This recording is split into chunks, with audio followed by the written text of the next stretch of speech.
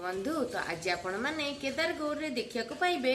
आज माधवी एते बड़ छुरी धरी पहुंची जाइथिबो केदार रूम रे ता दुई झियोंकर हत्या करिबा पई। तो हाँ सांग माने तो जेमिति आपण माने देखिथिले लिप्सा जानिबा को चेष्टा करिथिबो जे प्रकृत रे दिव्या शरीर भितरे किछि दिव्य शक्ति अछि कि नाही।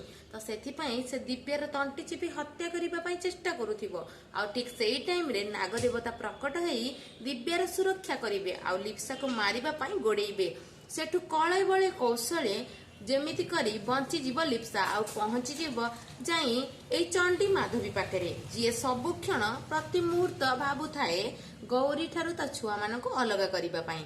आ सेठी जाई पहुंची लिप्सा कहइबो तमे जानिछ केदार आ गौरींकर प्रकृत झियो एबे कोठी अछि, सी एई घरे ही अछि। तो एमिति कहला परे सेठी भीषण रागी जाउथिबो माधवी आ सेठी लिप्सा माधवी हाथ में छुरीटे धरे दी कहूथिबो मो सहित केदार रूम को चल मु तुमको किसी स्पेशल जिनस देखैबी।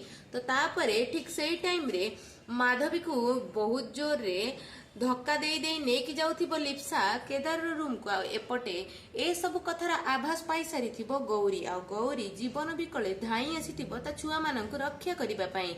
सेपटे माधवी रूम को एंट्री मारिथिबो केदार आ केदार रूम को एंट्री मारिबा परे एपटे आगुआ लॉक कर देथिबो कबाट को लिप्सा आ ठिया ए स्माइल करूथिबो। सेपटे गौरी आसी ता छुआ मानक झूला देखि देई बहुत डरी जाउथिबो आ नर्वस हे जाउथिबो कि एथिरु मो छुआ माने गले कुआडे। तो आपण मानक कौन लगुची कौन प्रकृत रे गौरी तार दुई झियों को बंचई पारिबो ए लिप्सार षडयंत्र भितरु ना चली जीवो ता दुई झियोंकर जीवन। लिप्सा आ माधवी शेष करि देबे मिसिकी ता दुई झियोंक जीवन। आपण मानक कमेंट देई मतामत जणांतु। आ जदि चैनल न्यू अछंती निश्चय चैनल को सब्सक्राइब करंतु काहेकि ना आगो को और सुंदर सुंदर एपिसोड आसीबा को जाउची रहउची पुणी देखाबा गोटे सुंदर अध्याय रे।